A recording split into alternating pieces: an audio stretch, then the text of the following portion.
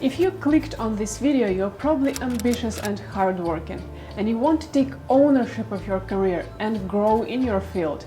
But you feel like something is off. Maybe it's because you're relatively new to the Canadian workplace. Maybe you're a newcomer to Canada, or a fresh graduate, or both. You've been working hard and you'd like to see the results of this hard work.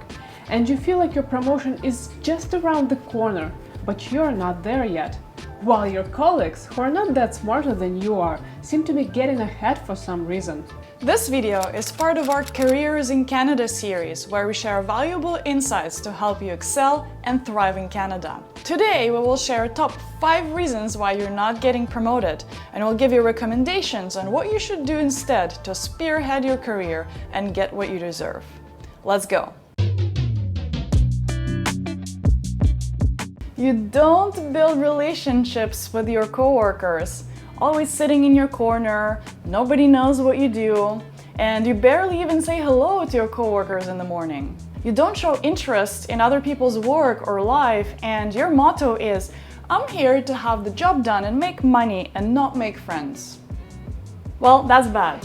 Your coworkers are also people, and our most common basic need is need for love and belonging. And what's a better way to feel like you belong to something than to socialize with your coworkers? And if you spend a third of your life at work, you just have to connect with people you work with and hopefully like those people too. If your colleagues and your boss don't know you as a person, they just won't trust you. They won't know what to expect from you, how to collaborate with you, and therefore they obviously won't know how good you actually are. For instance, if you don't come off as a good communicator and team player everyone loves, it's actually a sign to your boss and your team that you probably won't be a good communicator with the clients or as a team leader or manager. In order to avoid that, first, watch our video on how to make small talk. We will leave the link to it up top or in the comments below.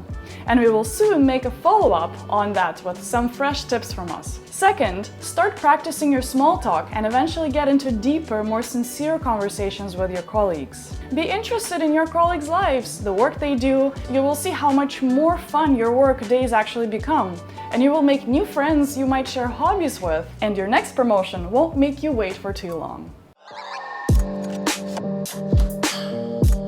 Imagine this situation. You've finished your project or a meeting with the client on time and shared the results with your manager. The next project is coming up in a week or two. You're happy you finished everything on time and you just sit and wait until your boss comes and asks you to do something else next. If that sounds like you, that's exactly the reason you're not getting promoted. The success of teams and companies is built on initiative and motivation and drive. Teammates who are motivated and are doing more than what's expected from them and who are being proactive in helping others out are the ones getting noticed by the management and getting promoted. By thinking a step or two ahead of everyone, including your boss, you will be recognized as a proactive, helpful, and forward-thinking team member. It helps with the overall team workflow and builds your reputation. If you want to get promoted, show initiative. Do more than what you were initially hired for. This is a great foundation for promotion. And when your performance review comes and you decide to have a conversation about promotion, you would have enough good points and results to bring up during your promotion negotiations. Did you ever come across a juicy piece of information, but you decided to withhold it from your team because you thought that it gives you some sort of advantage? Well, it might give you some advantage in certain situations, but generally speaking, not sharing information, work, or tasks is not going to help you grow in your career. You grow as your team grows. The better the whole team works, the easier it is for you to show better performance and put yourself on the map. No one wants to fail, and being the best among the worst isn't going to do much for your career either. The success of your company is not measured by the success of just one or two individuals. It's always a teamwork. And by elevating others, you will elevate yourself as a result. Remember, sharing is caring, and not just in the workplace. Sharing information actually shows the team that you have something of value to share, and they will be grateful for that. Sharing work and tasks also show your delegation skills and is an indicator to your manager that you know how to work in the team and manage team's workload. If you're watching this video, you're most likely in this group.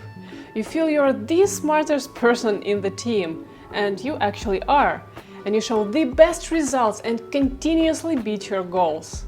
Your team members, or even maybe your boss, have told you that you're indispensable, you're a rock star, and you constantly hear something like, "What would I do without you?"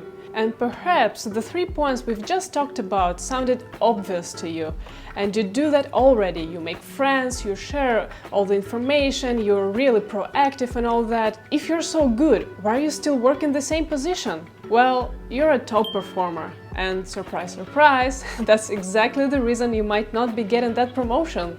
You're so good at that specific task you do, you're so indispensable that your manager would rather promote someone less productive and less effective, rather than lose you, the person that makes your boss's team look good, someone who completes 150% of what's expected of them, on time and on budget.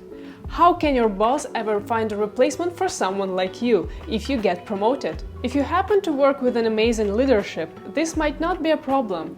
But if your boss isn't the kind that invests into development of his own team, you might want to try a different approach. If you're a top performer and you feel like you're long overdue for your promotion, try slowing down a little.